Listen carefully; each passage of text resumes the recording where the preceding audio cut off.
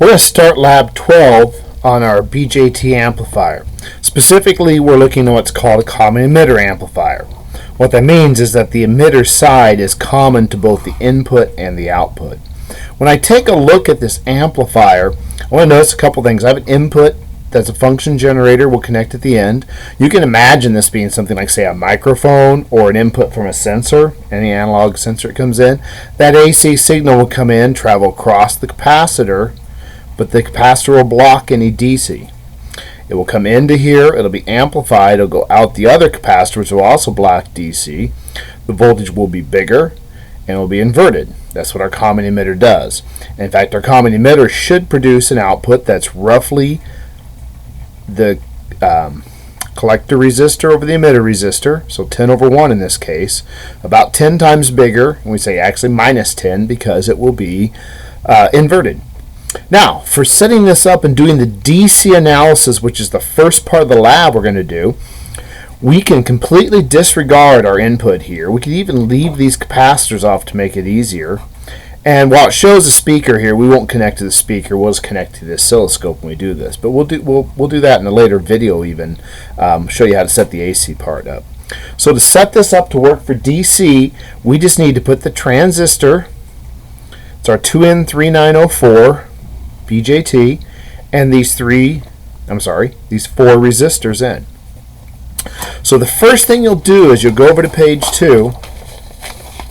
Before you come to lab or even try to start it, you need to go through and do the theory. This is all theory. Do it before you get to class. You want these values done before you set up and build the actual lab so that you understand when you do the lab that they will compare. So go back to what we covered in class and go through that. A couple things to note. Hey, your base to emitter voltage has to be 0.7 volts, but for it to be 0.7, your voltage across the base to ground resistor right here needs to be 0.7 and a little more. So it's got to be over 0.7. So you're going to look at that when you're all done solving. This R2 ought to be, somewhere in the probably around a volt, maybe up to 2 volts, somewhere in that range, so you make sure you have 0.7 across here. The remaining voltage will be across to R4 at the emitter. So do this just like we did it in the lecture.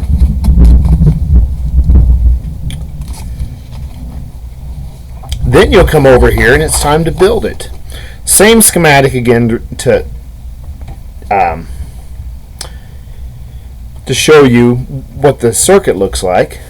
Sorry, I hesitated there because I'm looking around trying to find my transistor. Oh, there it is. I have the transistor, the physical transistor here. You can see what the schematic looks like down here. Now note, I have 3 pins in a row. They are not designed to spread out to look like this. When I build this circuit, the goal is not to try to have something that actually resembles the appearance of this. This is showing my connections. Now I'll look here and I'll notice the 2N3904, I looked up what's called the pinout. The pinout tells me which pin is which connection. So if I look at the rounded side, this will be the emitter, the base, and the collector. Or if I looked at the flat side, the emitter will be on the left, the base on the center, collector on the right. I have to look this up for the specific number for this because there will be transistors where these are in different locations. That is not a set thing. This is a very common set of connections, but they can be other sets. So what I'm going to do is I'm going to take my transistor right here. I don't know if you can read it or not, but right down here it says there's AA up here, which is a different number, and there's a lot number at the bottom. And here it says 2N3904. That's the chip I need, 2N3904. There's my 3 pins. On the left will be the emitter, center is base, right's collector. So what I'll do is I'll just put it in here, and the best way to do this really is to just put those 3 pins in a row. I just have them here, here, and here. Note, do not try to put it in this way because all 3 pins will be shorted. Need them this way. No reason to spread them out more, and I leave 2 pins above and 2 pins below for connections. Now if I go back to my circuit, I'll take a look right here and I notice that from power, I don't know if you can see that. From power down to the collector is a 10 kilo ohm resistor. So I'm going to locate a 10 kilo ohm resistor. Brown, black, orange. I'd encourage you to measure it for yourself. I will put it from the collector up to my volts, which I'll end up setting that to 12 volts. The emitter to ground is a 1 kilo ohm, so I want a brown, black, red. That's 1 kilo ohm. That goes from the emitter down to ground. I've got my connection now that goes through the transistor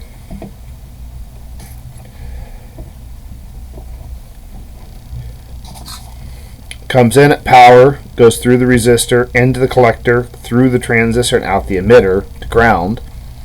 Now, of course, I need to set the base up so it actually works. And so that's where we're going to set up this what's called this voltage divider between 12 volts and ground, and I'll end up with a small voltage in the middle. So I locate 100 kilo ohm, brown, black, yellow. I put it in power, and I put it in the base. And I was going to put in the base right above the circuit.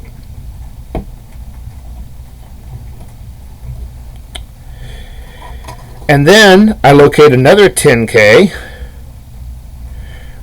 brown, black, orange. This one's a little different color of orange, so if I'm paranoid, I can check. And like I said, I would encourage you to always do it. There's no good reason not to check them. There's only 4 resistors, and you're still fairly new to it, so I'll go right on there and just do it like you should.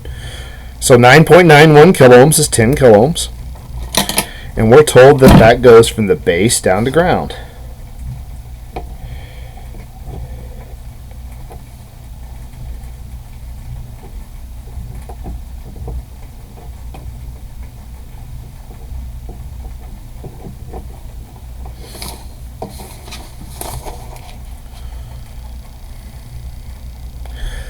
Okay, now I've connected my circuit. I'm going to set my power supply to 12 volts, so I'm going to go ahead and turn on power. Make sure it stays nice and bright. Again, if it dims, I'll double check what's going on. I believe this already may be set up for 12 volts. We had a power issue here, and I lost the initial video for this, so we're redoing it. So I believe I'm set up from last time. Yes, I am, 12 volts, but if I'm not, I'd come in and adjust it to get 12 volts.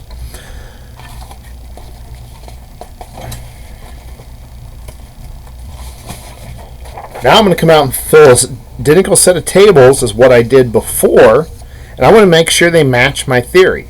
Write your actual measured resistance value down, which of course I'll have to pull the resistors out and measure them and write those values in here.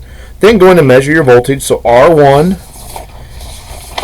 is the voltage, is the 100 kilo ohm. So I'd come in and measure that voltage, write it down. I'd go measure the base to ground resistor, which I believe is R2.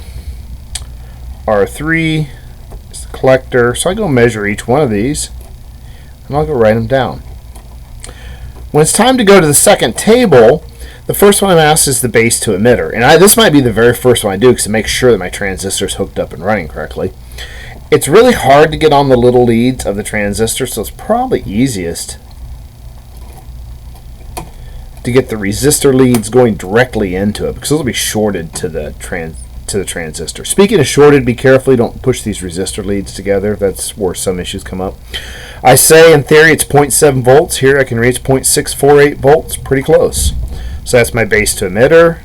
If I want to go from my emitter all the way to my collector, I get that down. If I want to go from my collector to my base, I'd get the lead going into the collector and then the one to the base. So I've measured all my voltages on this for all the tables here. Current, I can go in and I can just use Ohm's law, calculate current through each resistor using Ohm's law. So I'm going to take the voltage over the resistance and calculate this. These should be very close to what you found in your theory. There will obviously be some actual differences because your actual transistor right here is a little lower voltage than we assumed from base to emitter to turn it on. You'll have a little bit of current going into the base, which we had assumed away in our theory. And that also means that your currents R1 and R2 that we assume are identical when we do theory, and R3 and are four that we also assume are identical really aren't when we do our calculation, or when we do these, but they will be close. They will not be very far off. Alright, so we're done with that, and you can go and look at the next video I've already posted that shows you how to do the common emitter AC amplifier. So we'll add our capacitors there, connect up the function generator and the oscilloscope, and watch this actually do the work that we're designing it for.